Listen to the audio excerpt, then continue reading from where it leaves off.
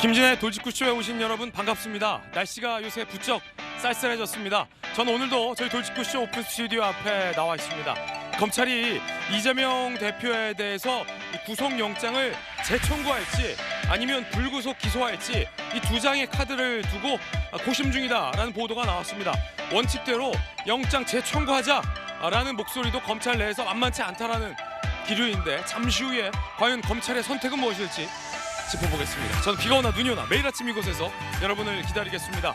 김진의 돌직구쇼 지금 라이브로 시작합니다. 잠깐만요.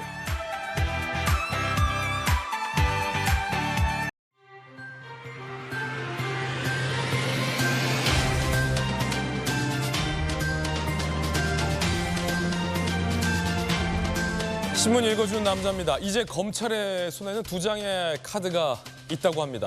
영장을 다시 칠 거냐 아니면 불구속 기소할 거냐. 이 두 장의 카드를 두고 검찰이 고민 중이라고 하는데 과연 검찰의 최종 선택은 뭘까요? 영장을 재청구할까요? 아닐까요? 잠시 후에 이야기 나눠보겠습니다. 오늘 조간신문 4가지 키워드 준비되어 있습니다. 먼저 첫 번째 키워드부터 공개하겠습니다. 바로 이겁니다. 대치. 동아일보가 오늘 사면에 쓰고 있는 기사입니다. 함께 보시죠. 야당 이균용 대법원장 후보자 임명한 부결 방침에 여당에선 여가부 장관 후보자인 김행 청문회 보이콧 태세를 보이고 있습니다. 10월 국회 주요 현안 강대강 대치 국면에 들어갔습니다. 특히나 이균용 대법원장 후보자 임명 동의안 6일 표결을 앞두고 야당은 오늘 의총에서 부결이 맞다라는 결론을 내릴 것으로 보입니다. 이어서 두 번째 키워드입니다. 두 번째 키워드는 뭘까요? 바로 이겁니다. 가늠자. 경향신문 3면 기사 함께 보시죠. 지는 쪽은 치명타다. 여야 지도부가 연휴에 강서구 구청장 보궐선거 유세에 올인을 했습니다. 총출동했습니다. 내년 총선 전에 마지막 민심 가늠자다. 경향신문 이런 표현 썼습니다. 과연 승리의 여신은 누구에게 미소 지을지 궁금합니다. 여당에서는 일꾼론, 야당에서는 책임론을 내세우고 있습니다. 이어서 다음 키워드입니다. 세 번째 키워드는 뭘까요? 우울. 요즘 부쩍 우울하다 이런 분들 많은 것 같습니다. 조선일보 14면 기사 함께 보시죠. 3년 전 60대 여성이 가장 우울했는데 요즘은 20대 여성으로 바뀌었다는 겁니다. 특히나 최근 5년간 우울증 진료를 받은 사람들 추이는 점점 늘고 있습니다. 남성보다 여성이 더 우울 증세를 많이 보였고 여성 중에서도 특히 20대 여성이 가장 이 우울증 증세를 많이 보인 것으로 조사가 되고 있습니다. 취업난 등 20대만 겪을 수 있는 고충까지 겹친 탓이다라는 전문가의 진단도 나오고 있습니다. 이 우울증이 증가하는 그래프와 비슷하게 증가하는 그래프가 있습니다. 포금률 그래프도 증가하고 있다고 합니다. 지나친 음주는 건강에 해롭습니다. 이어서 다음 키워드입니다. 네 번째 키워드는 장기화. 한국경제 3면 기사 보시죠. IMF 인플레 장기화를 경고했습니다. 5년 내 물가 잡힌 경우 60%도 안 된다라며 우리나라뿐만 아니라 지금 전 세계적인 인플레를 경고하고 나섰습니다. 지금까지 신문 읽어주는 남자였습니다.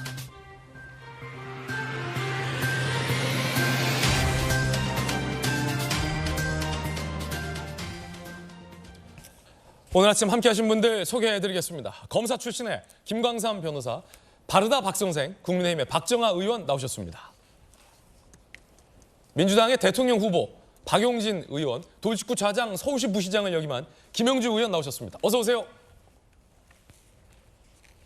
이제 연휴는 끝났습니다. 똑딱 연휴의 시계는 빨리 지나갔습니다. 검찰은 연휴까지 반납하고 이재명 대표와 관련된 보강 수사에 나섰습니다. 이제 검찰의 선택지는 단 2개뿐입니다. 영장을 다시 칠 거냐, 영장을 치지 않고 불구속 기소할 것이냐. 과연 검찰의 선택은 무엇일까요? 영장 다시 칠까 말까. 영수회담 신경전 그 뒷이야기까지 오늘 첫 번째 이야기에서 전해드리겠습니다. 일단 영장 기각됐습니다. 검찰은 강하게 반발했습니다. 이 사법부의 판단 이해 안 된다라는 겁니다. 이건 증거인멸 우려를 사법부가 인정하면서도 영장은 발부하지 않은 것이다 라는 검찰 내부의 반발이 굉장히 거셌다고 합니다. 검찰의 고민은 깊어지고 있습니다. 보강 수사를 거친 검찰. 불구속 기소할 건지 첫 번째 선택지죠. 검사 사칭 관련한 위증교사 의혹 먼저 분리해서 기소할 건지 확실한 건부터 기소할 건지 혐의 일부를 보강 수사를 통해 추가해서 구속영장을 재청구할 것인지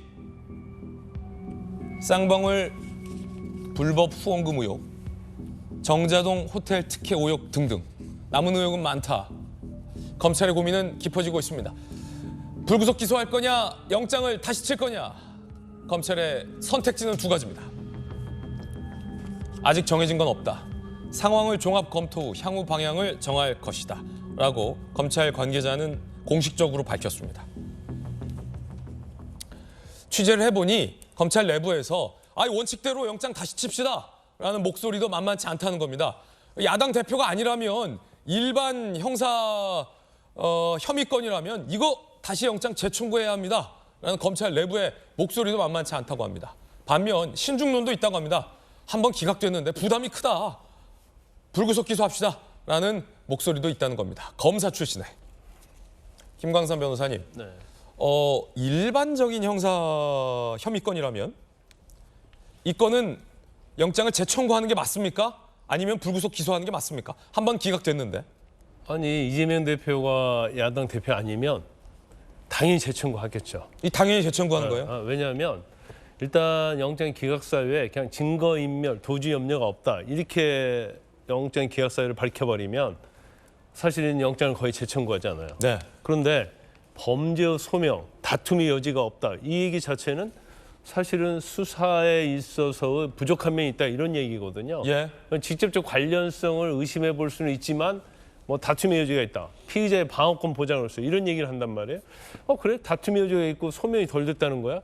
그럼 이제 추가 수사하죠. 보강해서 그렇죠. 직접 증거 하나 덧붙여서. 그래서 이제 수사를 해서 증거를 더 확보해서 딱 청구를 한단 말이에요. 그럼 증거가 명확하면 영장이 거의 발부가 돼요. 그래서 특히 영장 기각 사유에 뭐 범죄의 소명이 뭐 부족하다랄지 다툼의 여지가 있다 하면 검찰은 거의 추가 수사를 합니다. 특히나 이번에 위증교사 혐의에 대해서는 사법부도 상당수 인정된다라는 식의 인정을 했잖아요.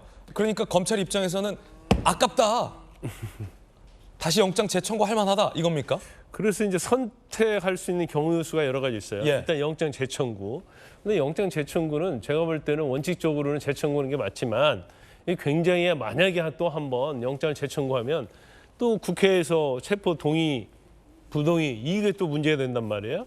그리고 체포 동의가 가결된다 하더라도 또 영장 심사 받아야 하는데 만약에 기각되는 경우 지금 야당에서는 계속적으로 기우제식 수사다 이런 비판을 하고 있지 않습니까? 네. 굉장히 후폭풍이 있어요. 그래서 검찰이 이제 그 부분을 고민할 거고.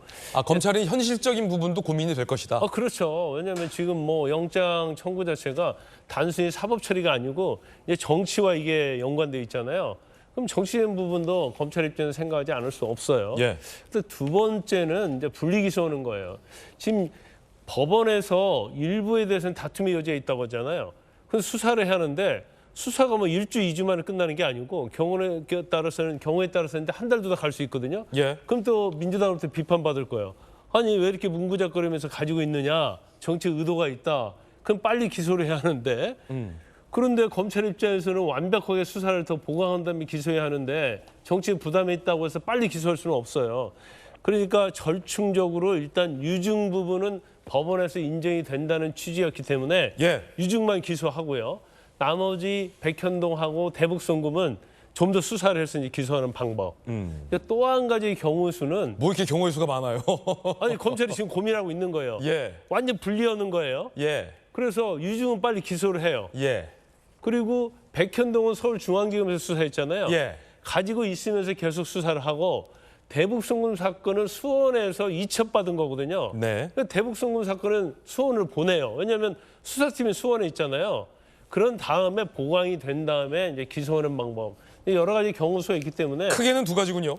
영장을 다시 칠지 말지 그렇죠. 이제 그 안에서 이제 분리 기소할지 말지는 세부적인 큰- 변수. 큰 가지로 보면 불구속 기소하느냐, 영장 재청구하느냐. 예. 그런데 뭐 제가 개인적으로 볼 때는 불구속 기소 가능성이 크다 이렇게 봅니다. 정리하면 검사 출신 김광삼 변호사가 보기엔 원칙대로 하자면 이거는 재청구해야 할 사안인데 현실적인 고민도 될 것이다. 라고 한 줄로 요약할 수 있겠군요. 네. 현실적인 부분을 고민한다. 원칙은 재청구하는 게 맞다. 여러분은 어떻게 생각하십니까? 여야 두 분의 의견도 들어보겠습니다. 먼저 박정화 의원님. 네. 뭐 검찰이 그 현실 정치까지 고민을 해야 할까 싶은데 원칙대로 하면 되는 거 아닙니까? 근데 김광삼 변호사님 말씀 주신 것처럼 사실은 이게 국회에서 넘어와야 되는 체포동의안 처리 문제가 있잖아요. 그건 국회 몫이죠. 국회 몫이긴 한데 지금 보세요. 그러니까 영장에 대한 체포동의안이 가결된 이후에 민주당이 보여준 모습, 네네. 이후에 영장이 기각된 이후에 민주당이 보여준 모습 이를 보면 그 소위 말하는 일부 제 기준으로 볼 때 양심적인 의원분들이 굉장히 진압당한 상태예요. 진압당했다. 심지어는 뭐 축출을 당한다는 얘기까지도 있어요. 정청래 최고위원은 뭐 고름은 외상, 살이 안 된다. 뭐 이런 외상값 표현도 뭐 했어요. 이래가지고는 굉장히 그 상황이 이제 그 전하고는 달라졌죠. 그러니까 친명 체제가 완전히 공고화돼 있는 상황이에요. 그러면은 체포동의안이 넘어와봐야 사실은 제가 볼 때 가결될 가능성이 높아 보이지가 않습니다. 그렇다면은 그리고 본회의가 지금 10월달에 이제 국정감사 있죠. 11월달에 예산 넘어가고 나면 12월에나 가야 뭐 본회의가 열릴 가능성이 있는데 네. 그 동안까지 계속 보강 수사를 하면서 이 국면을 이끌어가야 될 이유가 별로 없어 보여요. 그리고 검찰도 야당에서 민주당에서 계속 뭐 먼지털이 하는 식으로 하는 거냐 수사를 그리고 죄가 나올 때까지 하는 거냐 이런 식으로 정치 공세를 계속 해오기 때문에 저는 뭐 이 상황에서는 대충 애초에 사실은 그 분리해서 수사를 했었어야 되는데 분리해서 체포동의안 처리했어야 되는데 백현동 건과 쌍방울 대북 송금 건을 묶어서 지금 처리했었잖아요. 그러니까 이 건을 분리해서 기소를 할 건가 말 건가의 판단을 하고 난 다음에 그 불구속 기소를 하면서 재판부에 사법부에 이 상황을 넘기는 게 현실적이지 않나라는 생각이 좀 듭니다. 그러니까 민주당 상황이 과거와는 매우 많이 달라진 게 제일 큰 변수라고 보여집니다. 방금 말씀하신 것 중에 굉장히 흥미롭게 제가 들은 부분은 민주당이 이번에 가결시켰잖아요. 상당수 많은 의원들이 가결표를 던졌잖아요. 그렇죠. 그런데 만약에 체포영장이 다시 국회로 넘어온다면 이번에는 이른바 친명 지도부의 이 색출 내지는 이 징계론에 입장을 바꿀 것이다. 그렇죠. 그러니까 부결될 것이다 이번엔. 저희 당 의원 수가 한 110명 정도 돼요. 그리고 무소속과 그 이 체포동의안 불체포 특권을 포기하자고 하는 정의당이나 그래서 많아야 120선밖에 안 됩니다. 그러니까 이게 체포동의안이 가결되려면 민주당 내에서 최소 30표 이상의 표가 나와야 되는데 저는 지금 현재 상태로는 그게 안 될 것 같아요. 그러면 박정화 의원님 말씀대로라면 친일파다, 나라 팔아먹었다, 고름 짜내야 된다, 축출해야 된다, 정치 생명 끊어야 된다, 외상값 받겠다 이런 것들이 상당히 먹혔다. 그럼요. 라고 분석할 수 있겠네요. 그럼요. 민주당이 지금 사실은 그 안에서의 모습이 민주적이지 않잖아요. 뭐 겉으로는 굉장히 뭐 민생 얘기하고 있지만은 안에서는 뭐 고름이고 외상값이고 축출해야 된다는 얘기 나오고 있는데 저런 서슬퍼런 상황에서 내년 봄에 당장 공천을 받아서 선거에 출마를 해야 되는 의원분들이 과연 저 위세를 견뎌낼 수 있을까? 그리고 그 개딸들의 문자 이원우 의원 같은 경우는 그 공개까지 했잖아요. 네. 추석 연휴에 보면은 그 문자 폭탄이라는 게 그냥 폭탄 수준이 아니라 저거는 완전 저주의 수준의 문자가 오잖아요. 그거를 저는 뭐 견뎌내고 또 양심적인 투표를 할 거다 그런 분위기가 아닐 거라는 상황이기 때문에 별로 실익이 없어 보입니다. 그리고 지금 봤듯이 영장이 단순히 기각됐어요. 위중교사 혐의, 위중교사 했다. 그다음에 그 백현동 관련해 갖고는 상당한 의심이 든다라고 했음에도 불구하고 마치 무죄인 것처럼 마치 아무 혐의가 없었고 여태 정치 검찰이 자기를 몰아간 것처럼 했던 이 민주당의 이 선전선동 프로파간다가 국민들한테 어느 정도 먹혀가고 있는 거로 보여지거든요. 그리고 저기는 국민들이 어떻게 생각하건 간에 그냥 뻔뻔하게 막 주장을 하고 있는 거기 때문에 저는 만약에 국회에 또다시 체포동의안이 넘어가서 부결이 될 경우는 저는 뭐 거의 뭐 이재명 대표는 거의 다음 뭐 완전히 대한민국 최고의 뭐 정치 지도자, 탄압받은 지도자의 모습을 만들어갈 거기 때문에 저는 크게 실익이 없다고 생각을 합니다. 예. 이 선에서 재판부로 넘겨버리는 게 옳지 않나라는 생각입니다. 영장을 재청구한다 할지라도 이번엔 민주당에서 맡길 것이다. 체포동의안 표결에서 라는 박정호 의원의 전망 들어봤습니다. 민주당의 박용진 의원은 어떻게 보십니까? 굉장히 오랜만에 돌직구 나오셨어요. 네, 그 인사청문회 대법원장 인사청문회 간사 맡아서요. 거기에도 집중하고 그러느라고 못 나왔었는데 지금 이제 우리 박정호 의원님께서 민주당 걱정을 저렇게 깊게 하고 계실 거라고는 생각을 못했어요. 예. 제가 돌직구 안 나오는 사이에 예. 저렇게 민주당에 대한 애정, 고민, 분석 잠 못 이룰 정도로. 네, 다 하고 계셨네요. 근데 사실 국민들께서 보실 때도 이게 지금 국회에서의 절차는 사실 사법 절차 중에 하나이긴 한데 거의 정치 절차가 돼버렸잖아요. 한동훈 장관 나와가지고요. 난 국회 그런 아수라장 처음 봤네. 진짜 한동훈 장관이 무슨 아니 그냥 대충 짧게 잘 설명하면 될 일을 이거 그냥 그 국회 우리 의원들은 보통 뭐 7분 발언, 뭐 5분 발언 이렇게 시간 쫓기면서 허겁지겁 발언하는데 법무부 장관은 일장 연설하는 시간으로 착각하고 있던 모양이에요. 그래서 이 사법 절차를 왜 어떤 혐의로 이런 절차가 필요하니까 이재명 그러니까 일단 피의자 이재명을 그 판사가 어떻게 할지 영장이 그러니까 구속 수사가 필요한지 아닌지 판단해 봅시다라고 설명하는 게 아니라 무슨 시정 잡배처럼 막 설명을 해버리는 바람에 난리가 났었잖아요. 근데 사실 영장 실질 심사라고 하는 모든 국민이 가지고 있는 그 권리를 이렇게 밟는 과정으로 가기 위해서 국회에서 승인 절차가 필요한 뿐이었는데 이렇게 그냥 정치 절차로 만들어버리는 바람에 마치 그 윤석열 정부와 검찰에 의해서 그 죄를 쥐어짜는 듯한 이런 느낌까지 줘버렸어요. 그래서 저는 사법 절차를 정치 절차로 만든 건 윤석열 정부의 검찰과 한동훈 장관이다 이렇게 말씀을 드리고 지금 다시 이 절차를 또 밟겠다고 그러면 국민들은 야 해도 너무한다 그만해라 그러실 거라고 생각을 해요. 그래서 민주당 내부의 이런 뭐 역학관계라든지 민주당 각각 의원들의 고민은 둘째치고 국민들이 승인하시기가 쉽지 않을 것 같습니다. 그래서 그 구속영장 구속 수사를 위한 영장 실질 심사 이 과정을 한번 겪었으면 됐지 이거를 또 뭐 분리를 하든 말든 아니 2년 동안 수사해서 했으면 뭘 더 보강해서 수사하겠다는 건지 납득하기 어려운 국민들도 많으실 거기 때문에 저는 불구속 수사로 진행되지 않을까 생각을 하고 예. 이 부분에서 검찰이 또다시 이제 무리를 한다. 한동훈 장관이 또다시 무리를 한다라고 하는 건 저는 자충수가 될 가능성이 크다 이렇게 생각을 합니다. 예, 그렇군요. 과연 검찰은 어떤 선택할지 계속해서 좀 이야기 이어가겠습니다. 그런가 하면 이재명 대표가 재판을 5건 동시에 재판을 받아야 된다. 이런 얘기도 나옵니다. 어떤 재판일까? 첫 번째 재판, 공직선거법 위반 혐의. 이 재판이 있었죠. 오는 13일 재판이 재개됩니다. 단식하느라 재판 일정이 지연됐는데 공직선거법, 고 김문기 씨를 모른다라고 했던 것, 그리고 백현동 개발과 관련해서 박근혜 국토부가 굉장히 강압적으로 시켰다라고 진술한 대목. 두 번째, 위례대장동 개발 특혜 의혹, 성남FC 후원금 의혹, 오는 6일 첫 재판. 네 번째, 백현동 개발 특혜 의혹. 다섯 번째, 쌍방울 대북송금 의혹. 이렇게 백현동과 쌍방울을 쪼개서 기소할 가능성이 높기 때문에 이렇게 되면 5개 재판을 이재명 대표가 받아야 되고 일주일에 2, 3일씩 적게 잡아도 출석을 해야 되면 주말 빼고 월, 화, 수, 목, 금. 그러면 월, 화, 수, 목, 금 평일 중에 비즈니스 데이 5일 중에 3일을 재판에 할애해야 된다. 이야, 이 만만치 않겠는데요. 김영주 의원님, 네. 민주당이 또 선배 국회의원으로서 이게 실제 민주당 내부에서 이게 사법 리스크다. 이게 당 대표직 당무가 가능하겠냐? 이런 얘기 나오잖아요. 뭐 이상민 의원 같은 경우는 그렇기 때문에 당 대표직 사퇴하라.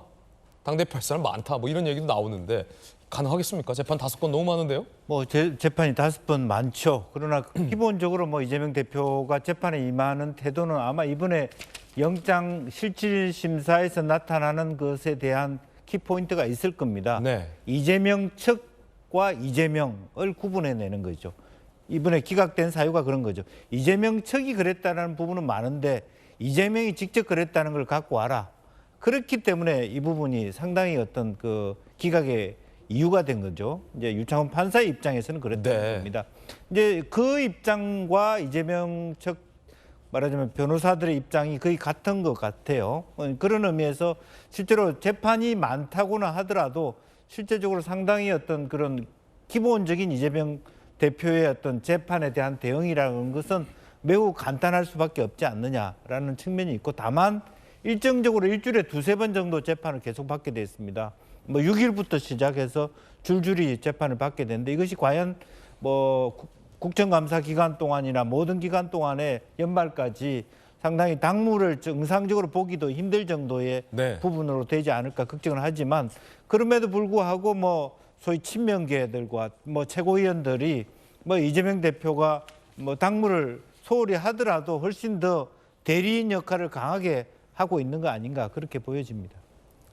재판을 신경 쓰면서 이른바 친명 지도부, 새롭게 지금 재편된 친명 지도부와 이재명 대표가 뭔가 좀 같이 업무를 쉐어하는 형태의 공동 지도부 형태로 가능할 것이다, 끌고 갈 것이다, 이렇게 전망하시는 거예요. 거의 이제 일색일문이가 됐기 때문에 굳이 뭐 본인이 알아서 다 하지 않아도 알아서 밑에서 다 커버해주는 분신 같은 분들입니까? 그런 그러면? 부분들로 더 채우려고 하는 시도는 1차적으로는 성공했다 그렇게 봐야 되겠죠. 분신들. 왜냐하면 그 원내대표를 바꿨지 않습니까? 예. 예. 그 자체가 전체적으로 앞으로 정기국회나 국감 안에서는 원내 중심일 텐데 소위 친명 원내 지도부를 국권이 세웠다는 것만으로도 조금 숨쉴 여유를 가지지 않았나 그렇게 보여집니다. 예.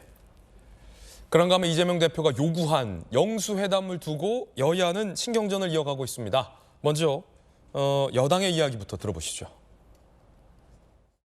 정말 중요한 민생 문제를 국회에서 해결해야 되는데 국회에서 얘기를 안 하고 어디 엉뚱한 번제에 가서 얘기를 하시나요? 그 엿먹고 하니까 엿먹고. 사실상 민생에 관심이 있어서가 아니라 대통령과의 만남을 통해 본인의 정치적 위상을 회복하려는 정략적 의도로 보인다는 것이 국민 다수의 시각입니다. 이재명 대표가 정말로 민생에 몰두하고 싶다면 여야 지도부 간 대화 채널을 실효적으로 복원하는 것이 우선입니다. 체포동의안이 가결되자 국회 본회의와 상임위 회의까지 열지 못하게 막더니 느닷없이 민생 영수회담을 열자고 합니다. 진정으로 민생을 생각한다면 영수회담이 아니라 민주당이 외면해온 민생 외상값부터 갚는 것이 도리일 것입니다. 외상값 얘기가 여기서 한 번 더 나왔군요. 정청래 최고위원은 이른바 비명계 의원들에게 외상값 받아야 된다, 치러야 한다라고 이른바 색출을 시사한 바 있는데 여당에서 그 말을 인용했습니다. 민생 외상값부터 갚아라 라는 겁니다. 이에 대해서 민주당 입장도 준비되어 있습니다. 홍익표 원내대표입니다. 여당과 대통령실에 요구하는 게 안 만나겠으면 안 만나겠다, 또는 그 1대1 대화가 원치 않는다면 모든 그 여야 당대표를 다 불러서 만나겠다든지 수정 제안하면 될 일인데 이걸 모욕 주기로 가면 안 된다는 겁니다. 민생 영수회담 주인공은 국민이다.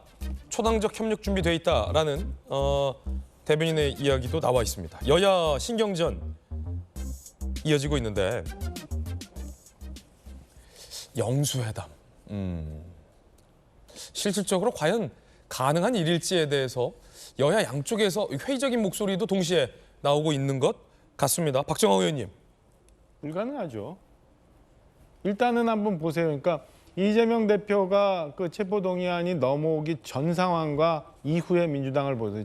이 전에 보면 1년 내내 국회 하루도 안 빼고 다 열어놨어요. 방탄국회 소위 했어요. 그리고 민생에 관한 법안 여러 가지 있었습니다만 민주당 전혀 협조하지 않았어요. 오히려 무슨 그 안 되는 법 밀어붙이기 해가지고 대통령 거부권 행사하게 만들고 한 번도 한순간도 민생에 대해서 고민하지 않다가 이제 와서 영장이 딱 기각되니까 그다음에 민생 얘기하자고 영수회담 자체도 민주당 스스로 얘기했던 것처럼 시대에 맞지 않는 용어이기도 한데 어째 지금 와서 갑자기 영수회담을 또다시 들고 나와요. 제가 볼 때는 추석 연휴에 국민들 또 현혹시키기 위해서 그냥 던져놓은 영수회담이지 저는 진정성이라고는 조금도 찾아볼 수 없는 그런 부분이라고 봅니다. 좀 전에 우리 저기 민주당 대변인이 얘기했던 것처럼 답은 거기 있어요.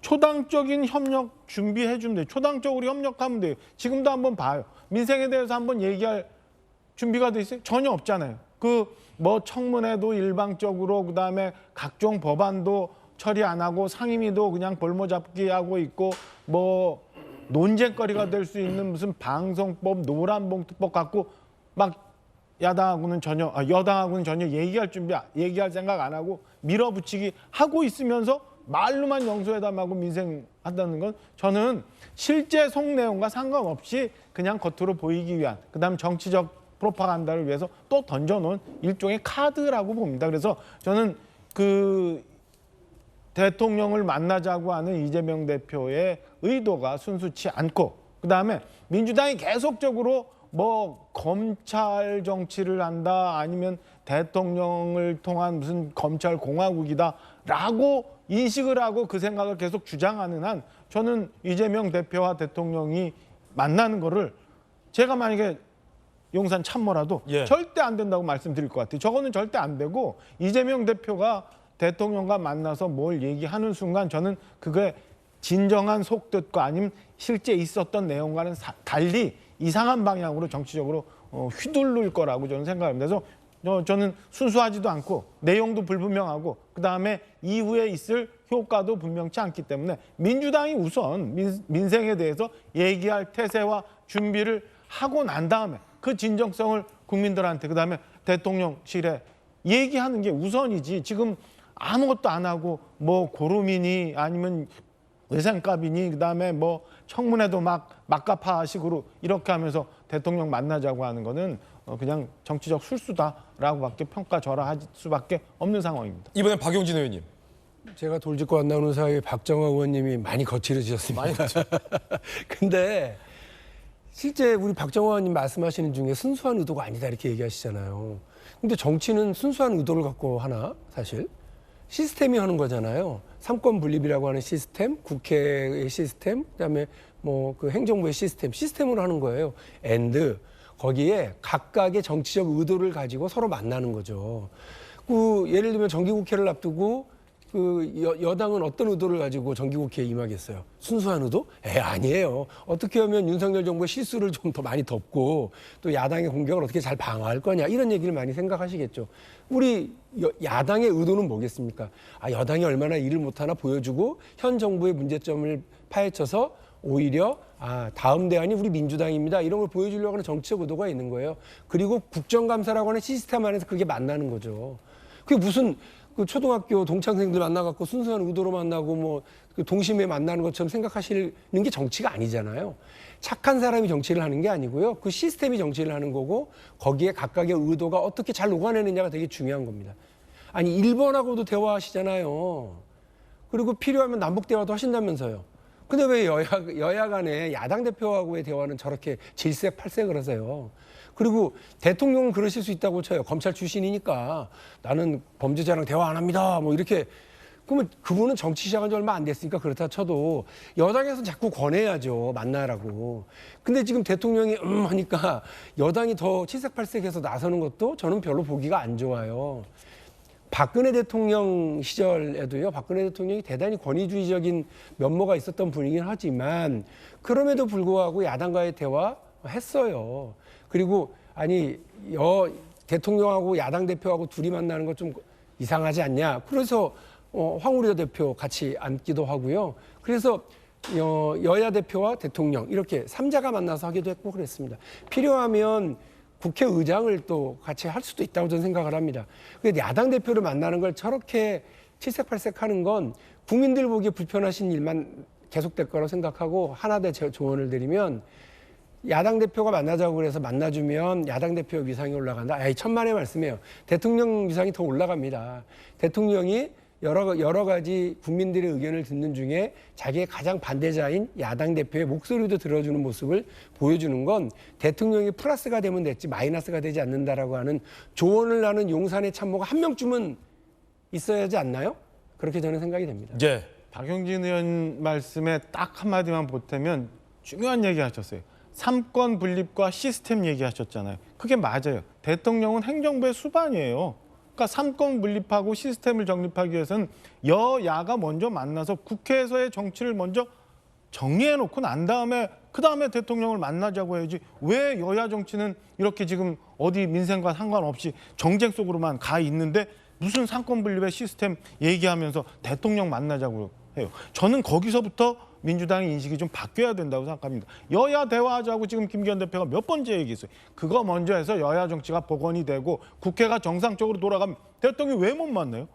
그거 먼저 하자고요. 그게 저는 답이 있다고 봅니다. 그러니까 삼권 분립 시스템 얘기하면서 모순된 상황으로 가는 것보다는 정상적으로 스텝을 밟으면 저는 대통령 그다음에 대통령실 누구도 협치하고 대화할 준비 돼 있다고 봅니다. 지금처럼 잘못된 상황에서 자꾸 대통령 만나자고 하는 게 저는 순수하지 않다, 정치적 의도가 있다라고 평가하고 있는 겁니다. 영수회담 과연 열릴까요? 이번엔 저희가 준비한 두 번째 이야기 전해드리겠습니다. 송영길 전 대표에 대해서 단순히 전당대회 돈봉투 의혹에 그치지 않고 뇌물 혐의까지 추가될 것이다라는 전망이 나오고 있습니다. 송영길 전 대표에 대해서 추가 압수수색을 최근 검찰이 실시했죠. 두 번째 이야기 주제 공개하겠습니다. 돈봉투 넘어 뇌물? 여야의 총선 블루스 이야기도 모두 전해드리죠. 검찰이 돈봉투에서 뇌물 수사까지 하고 있다라는 분석이 나왔습니다. 먹사연 자금 흐름을 추적 중이던 검찰이 약 4천만 원 뇌물 수수 의혹 입법 로비 정황을 포착했다라는 분석이 나오고 있습니다. 지난달 27일 자택 압수수색 확보된 자료를 검찰이 지금 분석 중에 있다라는 거고요. 검찰 압수수색 영장 중에는 송영길 전 대표가 여수 폐기물 소각장 사업 인허가 절차에서 국토부를 설득해달라는 청탁을 받고 먹사연에 4천만 원을 공유하게 했다. 이른바 제3자 뇌물, 정치자금법 위반 혐의 등이 적용될 수 있다라는 관측이 한 언론 보도를 통해서 나오고 있는 상황입니다. 김광삼 변호사님, 전당대회 돈봉투 의혹과 관련해서 윤관석 의원 등이 혐의를 인정하고 있어요. 전당대회, 민주당의 당대표를 뽑는 전당대회에서 돈봉투는 살포됐다라고 핵심 관계자들이 시인을 하고 있는 상황. 그렇다면 이 돈봉투 의혹을 수사하고 있는 검찰 입장에선 혐의를 상당수 쉽게 현재 지금 입증하고 있는 셈이 된 거고 수사를 잘한 거고 돈봉투 의혹 수사에 대해서 검찰의 조작이다라고 외쳤던 민주당 지도부 입장에서는 굉장히 난감한 상황이 됐어요. 그런데 여기서 검찰이 그치지 않고 송 전 대표에게 이른바 4천만 원 뇌물 혹은 제3자 뇌물 혐의까지 지금 추가로 보는 것 아니냐라는 분석인데 이거 어떤 내용인가요? 일단 이제 돈봉투 사건에 대해서는 관련된 사람들이 구속돼 있잖아요. 예. 구속돼 있다 물론 풀려난 사람도 있지만 구속된 사람들이 이제 범행을 거의 다 대부분 인정하고 있어요. 그리고 또 심지어 그 중에 일부는 몸통은 송영길인데 네네. 왜 자꾸 우리만 가지고 이렇게 처벌하려고 하느냐 그런 취지까지 이제 변호인 통해서 얘기했다는 거 아닙니까? 그런데 지금 검찰이 송영길 전 대표와 관련해서 수사하고 있는 것 중에 가장 중요한 부분은 이제 먹사연이라는 그런 사단법이 있어요. 근데 이 법인 자체가 실제로는 송영길 전 대표의 정책 외곽 조직이에요. 예. 아마 제가 알기로는 전에 동서남북 포럼이라는 그런 외곽 조직을 이제 먹사연으로 이름을 바꿔서 하는 것 같아요. 그런데 돈봉투와 관련해서 검찰이 수사를 하다 보니까 이 먹사연에 있는 자금이 송영길 전 대표의 경선에 막 쓰인 거예요. 뭐 컨설팅 비용이랄지 이런 식으로 뭐 억 단위로. 그리고 이걸 조사하다 보니까 이제 먹사연에 입금된 뭔 내역이 있는 거예요. 그래서 이걸 보니까 당시에 송영길 전 대표가 그 여수의 뭐 김모 씨라는 사업가로부터 4천만 원이 입금된 내역을 발견한 모양이야. 그 액수는 일단 입금된 액수는 4천만 원이다. 4천만 원이고 그 김모 씨가 그 전에도 먹사연에다가 뭐 수억 원대에 후원을 한 걸로 된 걸 지금 발견한 것 같아요. 입금자는 여수의 사업자 김모 씨다. 그렇죠. 그러면 먹사연 자체가 송영길 전 대표의 정치적 외곽 조직 아닙니까? 네. 그러면 결과적으로 본인이 돈을 받지 않고 그 돈을 먹사연을 통해서 뭔가 받아서 이걸 정치자금을 쓴 것이다 이렇게 보고 있는 거예요. 그런데 왜 이 돈을 특히 이제 중요한 것은 4천만 원이거든요. 왜 4천만 원을 받았을까? 그래서 검찰이 압수수색을 했는데 압수수색 영장에 나온 내용에 의하면 여수에는 국가 산업단지가 있다는 거죠. 그래서 산업단지에서 폐기물 소각 시설을 증설하고 또 새로 신설을 해야 하는데 이거 하려면 이제 국토부에서 허가를 해줘야 하는 거예요. 예. 그래서 송영길 전 대표를 통해서 이거에 대해서 좀 영향을 미쳐달라 그런 취지를 부탁하고 이제 4천만 원을 먹사연에다가 낸 거죠. 그러니까 일종의 뭐 우리가 뭐 당구에서 쓰리 쿠션이라는 얘기 하지 않습니까? 쓰리 쿠션이요? 그렇죠. 그 돈을 자기가 직접 하지 않고 먹사연에게 주고 자기는 그 청탁을 받았다 이렇게 검찰은 보고 있는 거예요. 네. 그러면 이것은 자기가 직접 안 받았기 때문에 사실 이제 제3자 뇌물죄가 되는 거고요. 제3자 뇌물죄는 사실은 일반적으로 형량이 굉장히 높습니다. 예. 그래서 검찰이 돈북토 의혹 플러스 지금 제3자 뇌물죄 이 두 부분을 같이 수사해서 아마 뭐 조만간 소환을 할 거고 영장을 청구할 가능성은 굉장히 높다 이렇게 볼 수 있어요. 쓰리 쿠션. 혹시 쓰리 쿠션 말고 좀 더 좋은 단어는 뭐가 있을까요? 딱 쓰리 혹시 생각나시면 말씀 주세요. 우회 뇌물. 우회 뇌물. 그게 제3자 뇌물이죠. 그렇죠. 쓰리 쿠션이 잘 와닿긴 하는데 그건 당구 용어라 그죠? 송영길 전 대표 입장은 뭘까요? 반박하고 있는데 여수 폐기장 나는 전혀 모르는 일이다. 일단 송영길 전 대표에게 적용할 수 있는 검찰의 혐의, 정치자금법 위반, 정당법 위반, 여기에 제3자 뇌물죄 지금 논란이 되고 있는 제3자 뇌물죄가 새로 제기되고 있는 상황이고요. 검찰 출신 한 변호사, 형량 높은 뇌물죄, 법원에서 1,000만 원만 인정돼도 정치 인생 끝난다. 영장 청구에도 유리하다. 라고 분석하고 있고요. 송영길 전 대표 측은 여수 소각장 건은 전혀 몰랐다. 총선을 겨눈 정치검찰의 행태다라고 강하게 반박하고 있는 상황입니다. 김영주 의원님, 네. 여수의 소각장 건에 대한 이른바 입법 로비. 검찰은 굉장히 정확하게 특정 목적을 가진 청탁이다라고 일단은 짚은 분위기로 보여요. 아직 확정은 안 했지만 그렇다면 검찰이 단순한 어떤 입금 내용 말고 그 이외에 플러스 알파가 더 증거로서 있는 것 같아 보이긴 하는데 송 전 대표는 일단 먹고 사는 연구소에 입금이 됐다고 해서 내가 다 아는 건 아니다라는 입장인 것 같아 보여요. 어떻게 보십니까? 뭐 실제적으로 이제 국토위 소속의 본인이 직접 로비를 했든지 아니면 보좌관을 통해서 국토위 소속의 국회의원을 통해서 그와 같은 국가 산단에 대한 어떤 소각장 정설 문제를 뭐 전달했던 문자 메시지든 뭐 통화 목록이든 이것을 갖고 있어야만 실제적으로 저런 어떤 뇌물을 지난번처럼 이재명 그 뭐 영장 청구에서 기각당하는 그런 경우가 네. 반복되지 않을 것이다. 이제 그런 의미에서 지금 뭐 조사를 해봐야 되겠습니다만은 송영길 전 대표는 본인은 직접 한 적이 없다. 이렇게 얘기를 하고 있습니다만은 어쨌든 이번에 보좌관이 들어갔다 나와 있는 거잖아요. 사실은 보좌관을 통해서 혹은 먹사연의 관계자를 통해서 그런 정황 증거들을 확보해야 될 것 같고요. 네. 또 그런 의미에서 설령 저 부분은 보좌관이 전달했다고 하더라도 결과적으로는 그 국토부가 누군가가 그걸 국가 산단하는 어떤 국장이든 과장은 보좌관 얼굴 보고 한 건 아니잖아요. 사실은 송영길 대표 얼굴 보고 한 것이기 때문에 이제 그런 부분에 대한 흐름들을 정확하게 증거를 만들어낼 수 있느냐가 관건이다. 그렇게 봐야 되겠죠.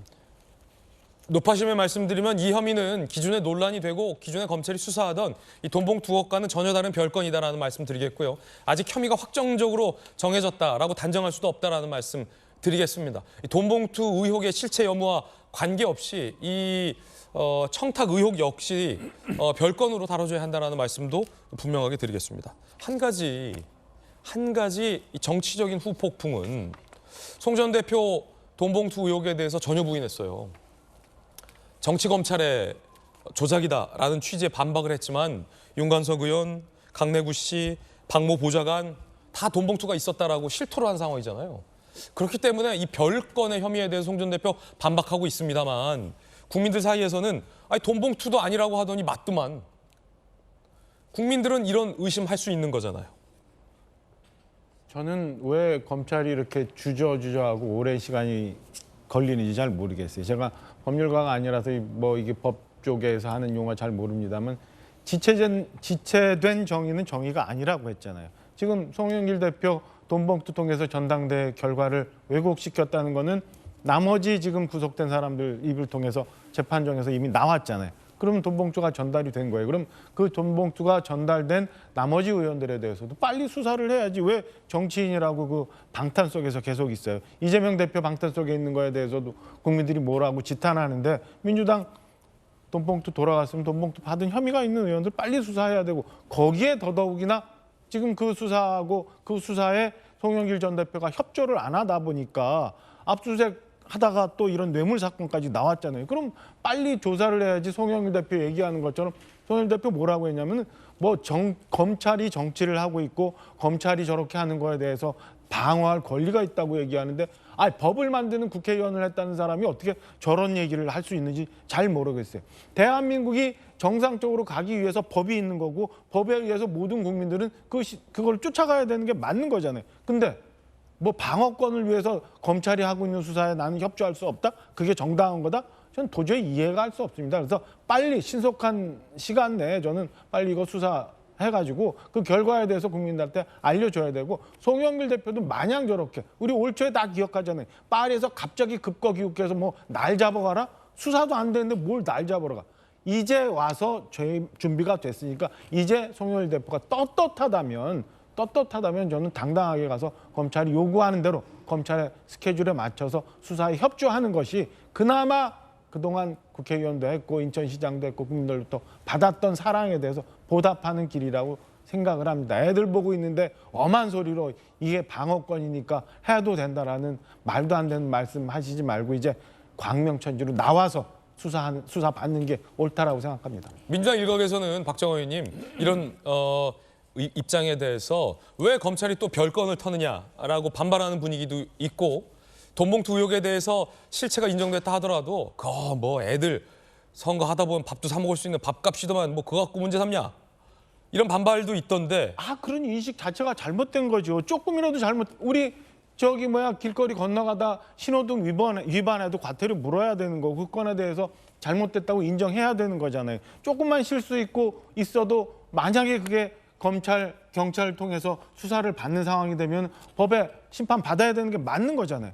왜 이걸 가지고 마치 아닌 것처럼 이렇게 전당대회에서 늘 있었던 일이라고 치부해버리고 별건? 뇌물 받아가지고 저거에 대해서 혐의가 나오는데 그것도 뭐 40만 원도 아니고 4천만 원이 나왔는데 그게 별건이라고요? 어떻게 저런 인식을 갖고 있는지 잘 모르겠어요. 그러니까 민주당이 지금껏 보여준 것처럼 방탄 속에 있고 마치 아무 일도 없었던 것처럼 하고 영장이 기각됐다고 무죄인 것처럼 하고 있으면서 국민들한테는 법 지키라고 하는 게 저는 도저히 납득할 수 없는 모습들을 보이고 있다고 생각합니다. 송영길 전 대표는 방어권을 강조하고 있습니다. 검찰 수사 협조해서는 안 된다. 그거 왜 협조하냐? 라고까지 얘기했습니다. 지난 8월 발언인데요. 들어보시죠. 저는 파리에서부터 지금까지 단 한 번도 검찰 조사에 성실히 협조하겠다는 말을 한 적이 없습니다. 뭐라고 제가 답변했냐? 검찰 조사에 응하겠다. 왜 협조해? 근데 칼을 두고 같이 싸워야지 왜 협조해? 한동훈이가 보여준 그 모범 사례 때에 따라 몸싸움으로서라도 절대 협조하지 말고 자기가 말한 대로 방어권을 행사해야 된다고 생각하는데 맞습니까? 나는 단 한 번도 검찰 조사에 성실히 협조하겠다라고 말한 적이 없다. 방어권 행사해야 된다라고 송영길 전 대표는 강조했습니다. 측근들이 돈봉투를 돌렸다라는 혐의에 대해서 말을 바꿔서 인정했어요. 박용진 의원님. 이제 몸통은 송영길이다라고 구속 수사 중에 얘기한 측근들도 나왔는데 검찰 수사에 협조하지 않겠다. 송 전 대표는 이렇게 얘기했고요. 어떻게 됩니까? 그 방어권이라고 하는 건 실제로 법률적인 용어인 걸로 알고 있고요. 이번에 이재명 대표 영장 기각 과정에서도 판사가 방어권에 대한 언급을 했던 걸로 국민 여러분들께서도 기억하실 겁니다. 그거를 그 본인의 방어권을 강력하게 행사하겠다고 하는 얘기를 너무 이렇게 왜곡해서 볼 일은 아닌 거라고 생각을 하고요. 본인의 의지를 그냥 표명한 거겠죠. 검찰 수사 협조 안 하겠다. 검찰 수사에 그 방어를 하는 본인의 방어권을 행사하는 건 어떻게 보면 검찰의 의도대로 끌려가지 않겠다라고 하는 얘기니까 그거는 그의 모든 피의자들의 의심을 사고 있는 모든 사람들의 의지이자 또 뭐 본인의 계획이겠죠. 근데 그거를 이상하게 볼 일은 아니라고 생각을 하고요. 이제 이 수사가 이제 진행이 되면서 확인이 되는 건 어쨌든 전당대회에 정당법이 금지하고 있는 어떤 뭐 돈봉투 이런 것들이 조성되었다라고 하는 건 여러 사람의 증언으로 좀 확인이 되는 것 같고, 그런데 이게 지금 어디에서 누가 조성해서 어디로 넘어갔는지는 분명하지는 않은 것 같아요. 왜냐하면 아직 그 관련자들이 그 부분까지는 얘기를 안 한 것 같습니다. 그래서 실제 아까 우리 박정화 의원님께서도 빨리 수사를 좀 했으면 좋겠다 얘기를 하셨는데, 그 죄를 분명히 하기 위해서도 필요한 일입니다만 억울한 사람들이 생기지 않기 위해서도 필요한 일이에요. 그러니까 이미 검찰이 이렇게 저렇게 이름을 다 밝혀버렸잖아요. 20명 가까운 의원이죠. 예. 근데 그 중에 19명은 잡아도 한 명의 억울한 의원을 생기게 하면 어떻게 하겠어요? 그거 진짜 큰일이죠. 도둑 열을 놓쳐도 한 명의 억울한 사람을 만들지 말라고 하는 게 뭐 수사기관, 옛날 포도대장 때부터 나오던 얘기 아니에요. 그러니까 그런 일을 만들지 말아야 된다는 측면에서 검찰이 이렇게 소문은 크게 내고 결국 그 연루된 사람들과 관련해서는 그러니까 억울함을 드러내주거나 아니면 죄를 분명하게 하거나 이런 일들을 자꾸 늦추는 건 참 국민들의 신뢰를 먹고 사는 선출직 의원들로서는 참 괴로운 일이거든요. 괴로운 일이다. 이 중에 만일에 한 명이라도 억울한 사람이 있고 이 중에 내가 왜 여기에 연루되어 있는지 나도 정말 답답하다는 사람이 있으면 그 억울함은 어디에 가서 호소를 하겠어요. 그러니까 저는 이런 문제 때문에라도 하루속히 송영길 전 대표에게 확인해야 될 사항이 있으면 본인도 빨리 좀 나 좀 수사해달라고 하니까 방어권 들고 들어가서 수사 협조하라. 수사에 임하겠죠. 그러니까 그 부분과 관련해서 검찰이 좀 속도를 내고 분명한 태도를 좀 보여주는 것도 필요하겠다는 생각이 듭니다. 여야 두 분 의원 모두 다 검찰의 좀 신속한 수사, 하지만 억울함이 없는 수사를 주문한 상황. 방어권 들고 송 전 대표 검찰 조사 받으면 될 것 같은데, 그렇게 부인하더니 검찰이 기획했다, 검찰이 조작했습니다, 국민 여러분, 그렇게 부인하더니 이 수사받고 재판받으면서 혐의를 다 인정했습니다. 송 측근들 혐의 인정하고 형량 줄이기 돌입. 강내구 씨, 당대표 선거의 형사 책임 송영길이 져야 한다. 이거 다 송영길 책임이다. 윤관석 의원, 돈봉투 전달을 지시 요구하지는 않았다. 돈봉투는 돌려줬다라고 얘기했죠. 송영길 전 보좌관 박모 씨, 돈봉투 전달만 했을 뿐이다. 나는 전달만 했어요. 형량 줄이기에 돌입했다라는 관측도 나옵니다. 이 장면을 보면서 한편으로는 좀 안타깝습니다. 민주당의 선배 국회의원 출신 김영주 의원님, 화장실 들어갈 때, 화장실 나올 때 사람의 말이 바뀌는 건 뭐 어쩔 수 없다 하지만 그래도 너무 바뀌면 안 되죠. 돈봉투 자체가 없다더니 나는 전달 지시 안 했어요. 이제 와서 형량 줄이기 들어가는 듯한 반응을 보이는 게 이 민주당 정신 아니죠? 그렇습니다. 근데 기본적으로 사람이라고 하는 존재, 호모사피엔스라는 존재 자체가 호모사피엔스 가지 마시고요. 실제로 보면 검찰이 이거 사건을 칼끝을 들이대면 일단 겁부터 나지 않겠습니까? 우선 부인하고 보는 것이 인지상정인 거죠. 그럼 안 되지. 그게 어떻게 인지상정입니까? 때는 정치인 이전에 한 자연인으로 연약한 존재로 돌아갑니다. 자연인이요. 제가 여기서 중요하게 생각하는 것은 송영길의 리더십이에요. 소위 이재명 측근과 송영길 측근이 어떤 태도의 변화를 보이고 있는가라고 하는 송영길의 리더십, 송영길에 대한 로얄티가 하나도 없잖아요. 그리고 실제적으로 이것은 이미 이정근 녹취 파일에서 다 만인이 알고 있는 사실입니다. 어떻게 그것을 부인할 수 있어? 다만 첫 번째 발언은 겁이 나니까 우선 부인하고 보는 것이었다라고 보는 거고, 결과적으로 이 사건에 있어서 각각의 뭐 박모 변호사든 윤관석 의원이든 다 각각이 변호인들이 들어오면서 각기 출구 전략을 짤 거 아니에요. 그 부분에 있어서 아주 현실적으로는 송영길의 입장을 고려할 만한 사항이 아니다라는 것이 명백히 드러났기 때문에 더 이상 송영길 전 대표가 부인하기 어렵게 됐다. 그러면 솔직히 빨리 자백하고 협조하는 게 답이다. 저는 그렇게 봅니다.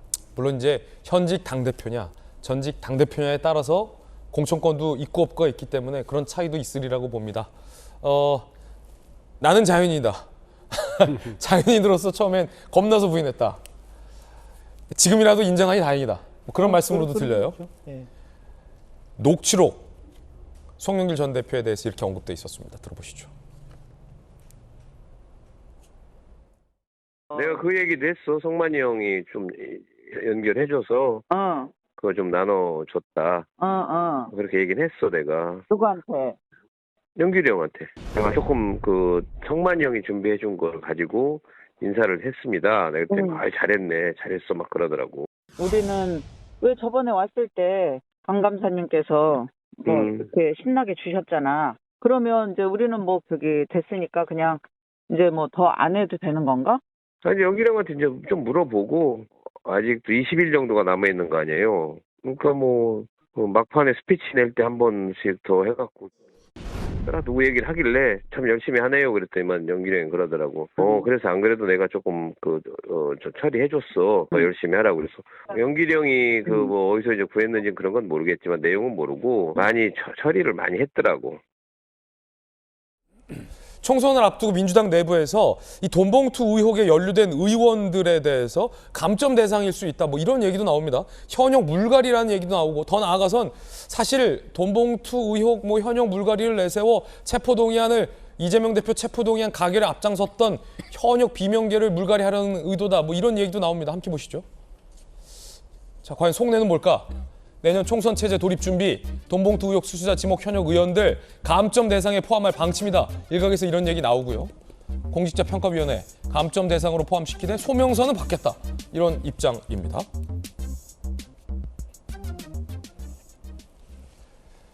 돈봉투를 받았다라고 지목된 의원들 대다수가 반발하고 있는 입장이어서 자, 감점을 실제 시키겠다라고 했을 때 상당한 민주당 내에서의 어떤 반발도 만만치 않을 것 같습니다. 그런가 하면 총선을 앞두고 대통령실 참모진 총선 출마할 것이다 라는 관측도 상당히 많습니다. 러쉬, 출마 러쉬. 김인규 정무수석실 행정관, 김기웅 부대변인, 주진우 법률비서관, 강명구 국정기획비서관, 전희경 정무비서관 각각 출마 가능성. 고위 관계자는 용산에서 30명 정도 출마 의향이 있다라는 얘기도 나오면 야 이거 저 사람은 어떻게 다 채우냐 뭐 이런 얘기도 있습니다. 이진복 수석, 김은혜 수석, 강승규 수석도 11월에 대통령실을 떠나는 모습으로 이 총선 출마 길을 열어준다 뭐 이런 얘기도 나오고 있습니다. 그 가운데 오늘 한국일보의 정당 지지율 여론조사 결과도 보도 분석되고 있습니다. 그래서 저희 돌직구쇼에서 총선이 얼마 남지 않았기 때문에 대형 미디어홀에서 현 양당 지지율은 어느 정도인지 앵커가 직접 짚어드리겠습니다. 저와 함께 이동하시죠. 양당 모두 그 용산도 총선 앞두고 뭐 들썩들썩 이고 있는 상황은 분명합니다. 어느 정당이 유리한지 아직은 확정할 수 없는 상황에서 오늘 한국일보에 보도되고 있는 양당 정당 지지율 결과 바로 분석해 보겠습니다. 먼저 양당의 지지율부터 보시죠. 이 전국 지지율입니다. 국민의힘이 33%, 민주당이 33%. 자세히 좀 보실까요? 국민의힘 33, 민주당 33 동률이 나왔습니다. 동점 33 대 33. 이렇게 된다면 야 이거 뭐 어느 정당이 유리하다라고 말할 수 없는 상황. 그 가운데 지금 무당층을 보시면요. 나는 국민의힘도 아니고 민주당도 아니오. 나는 아직 마음 안 정했소. 나는 무당파 29%입니다. 29%. 국민의힘 민주당에 육박하는 거의 뭐 30% 아닙니까? 거의 3파전 양상입니다. 무당, 국민의당, 민주당 이 3당이 거의 3파전. 이 무당들도 만만치 않은 상황. 자 그러면 이 정당 지지율을 이 특정 지역별로 좀 세분화해 보겠습니다. 먼저 민주당의 심장, 민주당의 텃밭이라고도 표현할 수 있는 광주 전라, 호남에서의 어떤 정당 지지율을 좀 분석해 보죠. 광주 전라, 호남에서 국민의힘이 13%, 민주당이 52%의 지지율이 나왔습니다. 그럼 주목할 점은 광주 전라에서 민주당의 심장에서 나는 민주당 지지 안 합니다. 무당층입니다. 라고 밝힌 무당층이 25%나 달했다라는 겁니다. 과거 총선에서 대선에서 큰 선거에서 광주 전라는 60% 넘게 70%, 80% 가까이 민주당을 지지했던 적도 있었는데 민주당의 지지율은 52%에 현재 그쳤습니다. 그렇다면 국민의힘의 심장, 텃밭이라고도 할 수 있었던 부산, 울산, 경남, 이른바 부울경에서는 어떨까? 국민의힘 지지율이 35%입니다. 민주당 지지율은 19%, 무당파가 40%나 됩니다. 특히 부울경에서는 무당층이 국민의힘 지지율보다 단순 숫자로만 비교해봤을 땐 높다. 물론 오차범위 아니겠지만 높다라고도 표시할 수 있습니다. 부울경에서도 국민의힘을 지지하지 않고 민주당을 지지하지 않는 무당층이 이렇게나 많다라는 겁니다. 김형주 의원님, 큰 선거 전략 지휘하셨잖아요. 광주 전라에서도 부울경에서도 양당의 텃밭에서도 무당층이 이렇게 높아서 전국적으로 무당층이 이렇게 높았군요. 그렇습니다. 이제 지금 저 부분은 그러니까 호남이 보통 한 70% 정도는 민주당이 가져가야 되는데 그런 부분이 지금 뭐 한 20%, 15% 정도로 빠져서 무당층으로 갖고 있고 특히나 호남은 현역 교체 요구가 굉장히 높은 곳입니다. 현역 국회의원들에 대한 거의 뭐 대부분의 현역 의원들이 한두 명을 제외하고는 다른 후보들에 대해서 밀리고 있다는 거고 더 문제는 지금 부울경이 김기현 대표가 울산 시장 출신인데도 불구하고 안정적이지 못하다고 하는 거고 더 상상력을 발휘하면 저 부분이 단순히 지역의 문제가 아니라 수도권의 구성을 얘기하는 거거든요. 그렇다면 실제적으로 보면 수도권에서의 불경 출신들이 갖고 있는 멘탈에 대한 국민의힘에 대한 로열티가 많이 떨어져 가고 있다는 부분은 상당히 좋지 않은 시그널이다 그렇게 봐야 되고 다만 지금의 같은 경우는 제3당에 출연할 수 있는 요건들은 많으나 실질적으로 리더가 없는 상태. 이제 그런 부분이 아마 다 상당 부분은 다시 자기 지지 쪽으로 흘러갈 거예요. 선거가 되면. 그럼에도 불구하고 어떤 국민들이 현역에 대해서 또 현 정치권에 대해서 불만도가 높다 그렇게 봐야 되겠죠. 예, 상당히 흥미로운 양당 정당 지지율까지 짚어봤습니다. 이번엔 뜨거운 소식 3가지 저희가 엄선했는데요. 첫 번째 소식부터 바로 공개하겠습니다. 첫 번째 주인공은 이 무소속이 된 김남국 의원이 추석에 일본에서 목격됐습니다. 지난 1일 도쿄에서 굉장히 유명한 곳에서 김남국 의원이 포착이 돼서 한 매체에 보도가 됐습니다. 그 매체 보도에 따르면 김남국 의원이 이 도쿄에 굉장히 어떤 상징물을 촬영하고 있는 여행하는 듯한 모습이었다라고 보도는 전하고 있고요. 더 나아가서 해당 보도는 후쿠시마 오염수 방류에 반대하던 김남국 의원이 일본 여행을 갔다라며 문제 삼기도 했습니다. 그러자 김남국 의원이 SNS에 글을 올려서 반박을 했습니다. 오염수 방류 반대가 반일인 것처럼 일본행위 표리부동인 것처럼 비판하는 것에 반발했습니다. 이미 약속된 지지자 모임이다.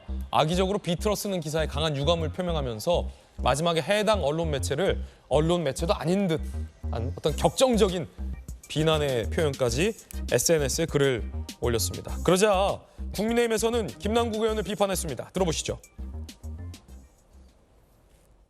코인 투기로 국내에서조차 지탄받는 김 의원이기에 지지자 모임 등의 정치 활동으로 일본을 방문했다는 변명은 궁색하기 그지없습니다. 반일 선동에 앞장서면서도 속으로는 황금 연휴 동안에 일본 관광 계획이라도 짰단 말입니까? 몰래 눈치를 보며 일본을 여행하지 말고 차라리 의원직에서 물러나 자유의 몸으로 여행을 다니길 바랍니다.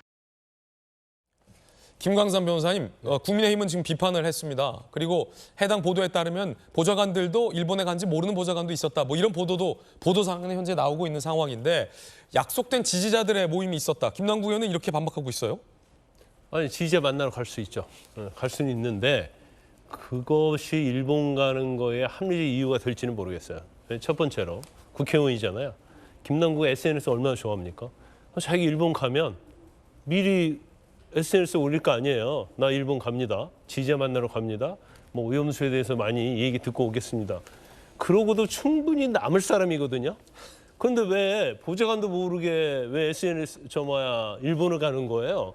그럼 일본을 가는 의도가 사실은 이전에 약간 반일적이면서 핵 오염수에 대해서 비판을 엄청 하는데 이거 잘못하면 또 문제될 것 싶으니까 문제될 것 같다고 생각하니까 이걸 제가 볼 때는 이제 속였다고 보는 거고요. 또 굉장히 좋은 황금 연휴 아닙니까? 연휴를 이용했다고 볼 수가 있어요. 그리고 이제 지지자 만나러 갔다고 하는데 본인 이야기는 지지자가 미국도 많고요, 중국도 많고 일본도 많대요. 진짜 많은지 어쩐지 모르겠어요. 그러면 핵 오염수의 지금 현재 진행형이잖아요, 문제가. 그러면 중국 가깝잖아요. 중국 지지자부터 만나지. 왜 이거 논란이 될 수 있는 일본을 가냐는 거예요. 제가 볼 때는 이제 황금 연휴 통해서 일본 가서 맛있는 회도 먹고 해산물도 먹고 그 일본 순환은 또 쌀이 아주 쫀득쫀득 맛있거든요. 그래서 좀 일본 가서 좀 즐기고 와야겠다. 그런데 사실은 본인이 이제까지 해왔던 행태하고는 상당히 반대적이기 때문에 저렇게 비판을 받는 거예요. 근데 저것도 언론 탓으로 돌리잖아요. 비틀기를 하고 있다랄지 언론이 문제다. 역시 또 언론 탓 가는 거예요. 본인의 물론, 자신을 생각해봐야죠. 예, 물론 김남국 의원이 일본에서 회를 먹었는지는 확인되지 않습니다. 확인되지 않는 내용이라고 말씀드리겠고 의원이 뭐 휴가나 어떤 개인적인 사적인 시간을 자유롭게 쓰는 것에 대해서는 비판의 여지도 없다라는 부분도 한번 말씀드리겠는데 그럼에도 불구하고 이렇게 보도가 되고 지금 이슈가 되고 있습니다. 김광삼 변호사님 개인 의견 들었는데 김영주 의원님께서 어떻게 보십니까? 일본 간 게 잘못된 거죠. 저는 왜냐하면 이제 물론 자유로운 사람이기 때문에 갈 수 있다고 보여집니다만은 본인이 얼마 되지 않아서 그렇게 강하게 일본의 어떤 그 핵처리수 폐기물에 대하여 강한 입장을 새겼으면 조금 조심할 필요가 있다. 그리고 뭐 일본을 가게 되었으면 정말로 지지자 모임처럼 가게 되었으면 김광삼 변호사처럼 내가 왜 일본을 가게 되었다. 내가 일본에 가서 무슨 활동을 할 것이다. 그런 정도의 어떤 그 미리 자기의 정당성을 확보하고 가는 게 좋지 않았겠냐. 그렇게 생각되고 뭐 본인은 매우 불쾌할 수 있겠습니다만은 여전히 국회의원을 배지를 달고 있는 이상 저와 같은 비판과 어떤 여러 가지 어떤 그 문제 제기에 대해서는 수용할 수 있어야 된다. 그렇게 생각합니다. 예, 다양한 견해들 전해드렸습니다. 뜨거운 소식 두 번째 주인공 만나보시죠. 유인촌 장관 후보자와 김행 장관 후보자. 내일 장관 후보자 청문회입니다. 유인촌 후보자는 문학의 블랙리스트 관련 블랙리스트 있어서 안 될 일, 장관 시절 개입한 사실 없다. 가수 김윤아의 오염수 방류 비판에 대해서 공개적 표현에는 신중해야 한다라는 등의 의견을 밝혔습니다. 김행 후보자, 사실에 기반하지 않은 기사 영향이다. 야당에선 김행 청문회를 단독 의결하겠다. 여당에서는 보이콧하겠다라는 태세를 보이고 있는 상황입니다. 양당 입장 준비되어 있는데 먼저 국민의힘 의견부터 들어보시죠. 청문회를 단독으로 이렇게 그 일정도 단독으로 의결하고 정인도 단독으로 의결한다는 것은 극히 이례적인 일이고 국회가 이게 정말로 황당한 이거 막가자는 것도 아니고 무슨 이런 식으로 일을 처리하는지 도저히 이해할 수 없는 상황입니다. 이런 상황에서 청문회를 굳이 한다는 것이 무슨 의미가 있겠느냐는 정상적인 청문회가 어렵다고 지금 보고 있습니다. 국민의힘에서 김행 후보자 청문회를 보이콧하겠다라고 이렇게 반발하고 있는 이유는 민주당에서 이균용 대법원장 후보자에 대해서 부결 방침을 정하고 김행 청문회도 단독으로 의결하겠다라고 강경한 모습을 보이고 있습니다. 이번엔 민주당 입장입니다. 부적격한 분이 대법원장이 됨으로써 생길 수 있는 여러 가지 부작용과 어려움이 있을 수 있지 않겠습니까? 그런 것을 저희가 방관하거나 용인하는 것보다는 적격자가 빨리 대법원장으로 될 수 있도록 하는 것이 필요하다라는 것이 저희들의 기본적 입장입니다. 내일 아마 의총에서 당론으로든 의견이 좀 모일 것 같고요. 거기에 따라서 신속하게 저희들은 절차를 진행하려고 하고 있습니다. 지금 여야가 10월부터 청문회를 두고 막 빵 강하게 붙고 있습니다. 안 그래도 이재명 대표 구속 기각 이후에 여야 사이가 심상치 않은데 벼르고 있다가 이제 청문회에서 막 대격돌. 마침 박용진 의원이 이균용 대법원장 청문회 간사입니다. 간사. 네. 박 간사. 지금 오늘 의총이잖아요. 네, 오늘 오후 2시에. 민주당에서는 일단 기류가 대법원장 유균용 부적격 부결. 이게 좀 강하죠. 강하고요. 사실 21일 날 본회의가 있을 때 네네. 그날 의원총회에서 제가 제 개인 의견이 아니고 인사청문회에 투입됐었던 민주당의 특위위원들 전체의 의견으로 매우 부적격한 인물이다라고 이제 인사청문회 결과를 보고를 했어요. 왜냐하면 그냥 단순한 정부 부처의 장관을 맡거나 이런 분이 아니라 상권 분립의 한 축인 사법부의 수장을 맡아야 될 분 아니겠습니까? 그래서 이분에게 여러 가지로 이제 저희가 검증을 했고 이틀 동안이나 진행을 했는데 일단 10억 넘는 처가 쪽 회사의 지분 가지고 있는 것에 대해서 계속해서 고위공직자 재산 신고를 했어야 되는데 안 했어요. 그 시스템에 따라서 안 하고 누락시켜 놓고 숨기고 있었으면서 잘 몰랐다 송구하다 끝. 그로부터 10년 동안 3억 정도의 배당금을 받아왔습니다. 그것도 잘 몰랐다. 송구하다 끝. 이게 말이 됩니까? 그래서 제가 그분에게 물어봤죠. 33년간 재판을 하시면서 피의자가 죄에 대해서 난 몰랐어요. 이렇게 얘기하면 다 없는 죄로 해주셨습니까? 자기는 안 그랬대요. 그럼 저희도 마찬가지입니다. 그랬습니다. 그러니까 그 문제도 그렇고요. 자, 우리 기억을 합니다. 국민들께서. 윤관 대법원장 시절에 뭐가 있습니까? 영장실질심사제도 요즘 핫하죠. 그게 도입이 됐습니다. 그리고 또 이승훈 대법원장, 이용훈 대법원장 시절에는 공판중심주의라고 하는 우리 사법부에 큰 변화가 있었습니다. 말은 많습니다만 김명수 대법원장 시절에는 수평적인 사법부 이렇게 또 변화가 있었습니다. 어떤 변화를 이끌고 싶으십니까? 물어봤더니 명확한 답이 없어요. 그러니까 사법부 수장으로서 국민 눈높이에 맞춘 사법부를 끌고 나가겠다라고 하는 새로운 개혁의 방향도 없고 도덕적으로도 미흡한 점이 너무 많고 그리고 결정적으로 대한민국과 관련된 역사인식에서 상당히 부족한 인식들을 드러냈기 때문에 민주당 쪽에서는 전원 이건 어렵겠다. 네. 근데 중요한 건 사법부에 공백이 생기지 않느냐라고 비판이 있을 수 있잖아요. 근데 검증도 제대로 되지 않은 자질이 부족한 사람을 추천해서 국회로 보낸 대통령의 책임이 크지. 국회는 이 부분과 관련해서 정부적 고려 없이 명확하게 청문회의 역할대로 국회 역할대로 자질이 됩니다 안 됩니다 판정해 주는 거 국회의 명확한 역할이기 때문에 흔들림 없이 표결이 좀 임했으면 좋겠다. 다만 인사청문회 인사와 관련된 표결이라서 공개적인 당론 표결이 가능할지는 제가 잘 모르겠어요. 이거는 좀 네. 오늘 그러나 분명하게 다시 한번 의견을 의원들에게 전달하도록 하겠습니다. 박 간사의 이야기를 통해서 명확한 민주당의 기류 전해들었는데 박정호 의원님 네. 전체적으로 좀 보면 문체부 장관 안 돼, 여가부 장관 안 돼, 대법원장 안 돼, 총리는 탄핵, 법무부 장관도 탄핵. 그러니까 하나도 협조 안 하는 거예요. 하나도 협조 안 하고. 하나도 협조 안 하는 거다. 하나도 협조 안 하고 그냥 영수회담하자고 그 얘기만 하는 건데 도대체 민주당의 겉과 속이 얼마나 다른지를 보여주는 것 같고 그렇다고 흠결이 좀 있다고 마치 아무 일도 없었던 것처럼 아무 흠결이 없었던 것처럼 하면서 이 사법부의 권위와 사법부의 이 정도를 흐트러놓은 김명수 전 대법관 같은 양반 뽑아서는 안 될 거 아니에요. 그리고 대법원장 후보자는 표결을 해야 돼요. 표결을 해야 되기 때문에 민주당이 이거 부결시키면은 또 공백 사태 계속 갈 수밖에 없어요. 그거 놔두고 아까 얘기한 것처럼 유인촌, 김행 장관 후보자들 다 부결시킨다고 안 된다고 하면 뭘 가지고 하라고요. 대통령 지금 1년 반 정도 취임한 이후 시간이 지났습니다마는 저는 여전히 야당이 하나도 협조를 안 해서 제대로 간 게 하나도 없다고 봐요. 그리고는 맨날 무슨 책임져라라고 얘기하는 게 저는 민주당이 본인들도 여당을 해봤을 텐데 왜 이렇게까지 하는지 도저히 납득이 되지 않는 상황입니다.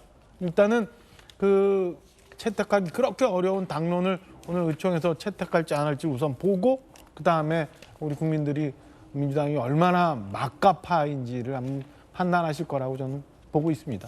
여야 두 의견 들어봤습니다. 세 번째 뜨거운 소식 주인공 만나보시죠.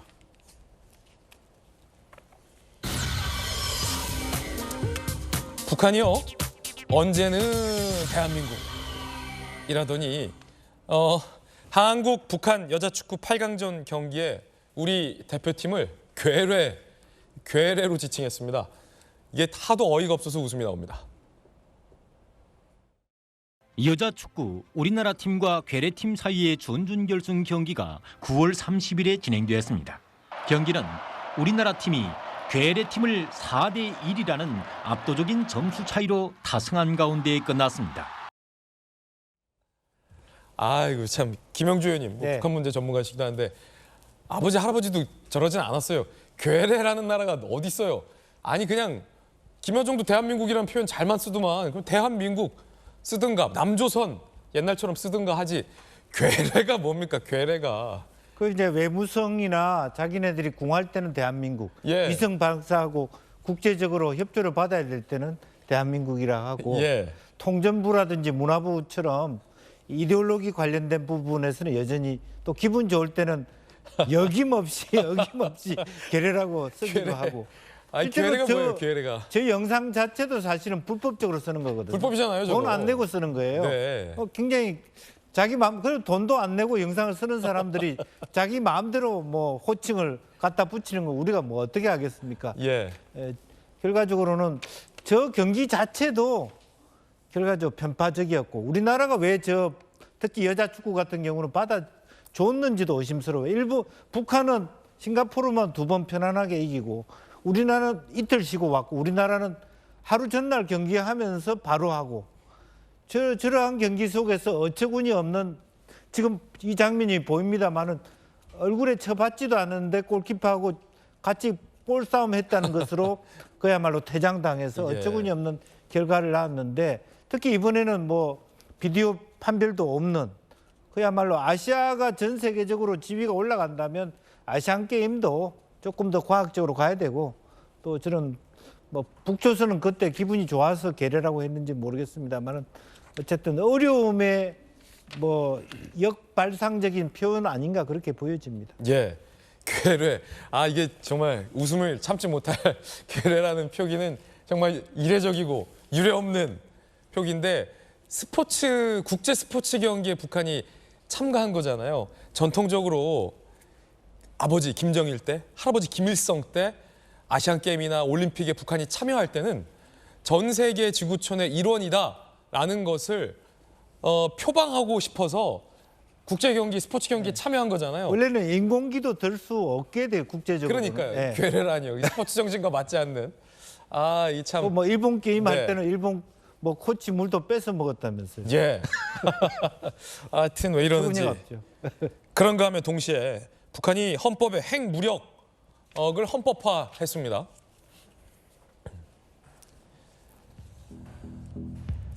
최근 지난달이죠. 핵무력 강화 정책을 북한 헌법에 명시했다고 합니다. 밖으로는 뭐 스포츠 경기에서도 괴뢰 이러면서 내부적으로는 핵무력 강화 도발 수위를 계속해서 높아가고 있다라는 보도도 오늘 나오고 있습니다. 이번엔 저희가 준비한 다음 이야기 전해드리겠습니다. 강서구청장 보궐선거 여야 지도부가 총 출동을 해서 집중하고 있는 선거입니다. 그 이야기 짚어보죠. 주제 공개합니다. 이제 일주일 앞으로 다가왔습니다. 총선을 앞둔 선거. 민심의 가늠자다. 한 조간신문은 오늘 이렇게 제목을 쓰기도 했는데요. 어제 마침 후보자 토론회가 있었습니다. 들어보시죠.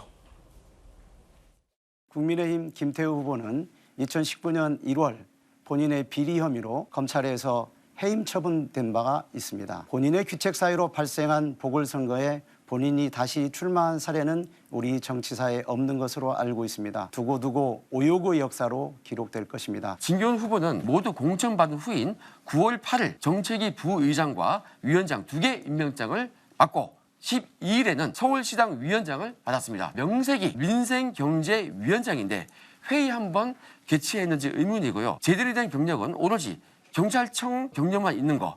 이것은 공천받은 후에 조국 일가와 조면처럼 허위를 혹시 만들었거나 선거를 위해서 갑자기 급조해서 만들어준 경력이 아닌가 그런 생각이 듭니다. 대법원의 판결을 난 이후에 대통령께서 사면권을 발동하셔서 이 자리에 같이 서 있지만 강서 구민들께는 대단히 죄송하다는 말씀을 드릴 수밖에 없습니다. 이렇게 편법과 변칙으로 같이 후보로 앉아있다는 것 자체가 대단히 이례적이기도 하고 죄송스러운 정치의 현장을.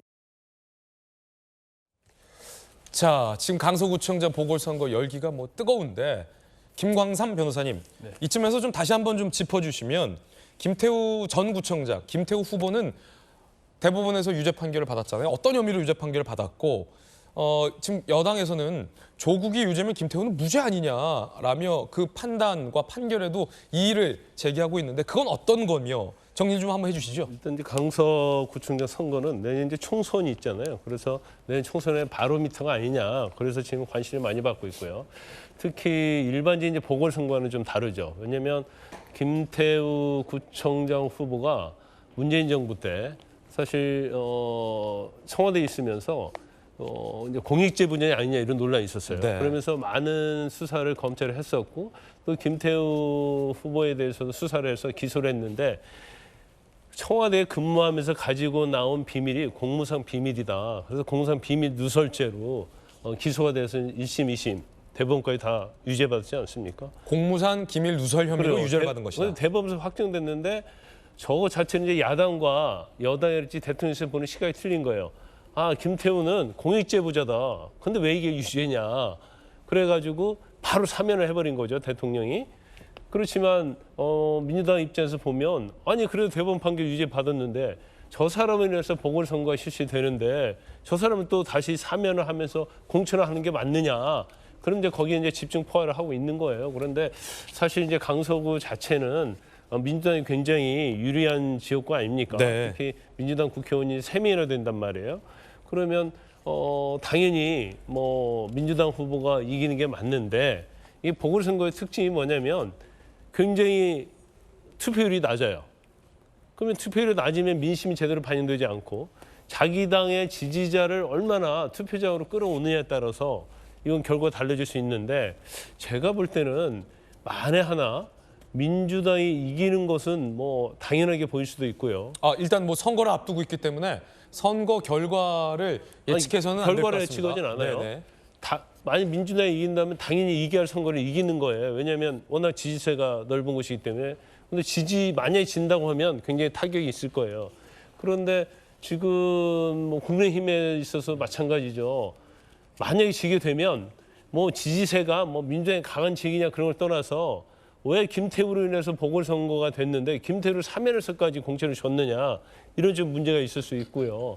내년 총선에도 이제 상당히 영향을 미칠 거예요. 그래서 양당 입장에서는 정말 사력을 다해서 지지자들을 투표장으로 끌어들여서 이게 하는 그런 아주 뭐 굉장한 그런 압박감이 좀 있을 겁니다. 이처럼 양당 모두가 총력전을 벌이고 있는 선거입니다. 홍익표 원내대표, 김기현 국민의힘 대표 각각의 이야기 준비되어 있는데 들어보시죠. 이번 선거는 강서구의 일꾼만을 뽑는 선거가 아닙니다. 김경훈 후보의 당선이 윤석열 정부가 지금까지 해왔던 잘못을 확실히 되돌리고 내년 총선에서 더불어민주당이 국민과 함께 승리할 수 있는 첫 번째 발걸음 검찰에 의한 압수수색만 정권 윤석열 정권의 확실한 경고장을 우리 강서구민께서 이번에 보내주시기 바랍니다. 문제는 16년 동안 민주당 구청장 맡겨놨더니 이게 하나도 달라진 게 없었다는 데 문제가 있는 거라고 저는 생각합니다. 대통령도 김태우 후보가 공익 제보를 했던 거 그것 때문에 억울하게 피해를 봤다 이래가지고 특별 사면 특별 그 복권을 다 했는데 그럼 대통령도 마음에 두고 계신 거 아니겠습니까? 자, 여야의 현명한 뭐 시각 차이, 여야의 뭐 현저한 시각 차이가 홍익표 원내대표, 김기현 당대표의 발언을 통해서 드러납니다. 윤 정권의 경고장을 날리자라고 선거에 의미 부여를 하고 있는 야당.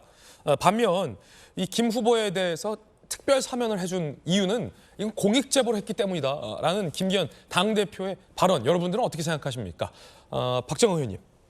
저는 냉정하게 유권자들이 판단했으면 하는 생각이 듭니다. 그러니까 이게 총선에서 국회의원을 뽑는 선거가 아니라 우리 동네의 살림살이를 할 단체장을 뽑는 선거잖아요. 지금 강서 지역이 서울에서 그래도 이렇게 넉넉한 지역은 아닙니다. 그동안 민주당이 구청장을 그리고 우리 현역 의원들 모두 다 갖고 있으면서 과연 우리 강서 주민들한테 뭘 해줬는지, 지금 홍익표 민주당 원내대표가 얘기한 것처럼 과연 우리 살림살이를 사는 기초단체장을 뽑는데 뭐 윤석열 정권을 심판하고 말고 이런 얘기를 할 때가 맞는 건지 저는 그걸 한번 묻고 싶어요. 그래서 냉정하게 판단해서 강서의 발전을 위해서 그리고 여러분들 삶을 위해서 과연 어떤 후보가 더 적합한 후보인지를 판단했으면 하는 생각입니다. 그렇게 되면 저는 유권자들이 좋은 현명한 판단을 할 수 있을 거라고 보고요. 그다음에 후보에 대해서 뭐 자꾸 뭐 얘기를 하는데 글쎄 민주당은 그동안 무엇을 어떻게 해왔는지 한번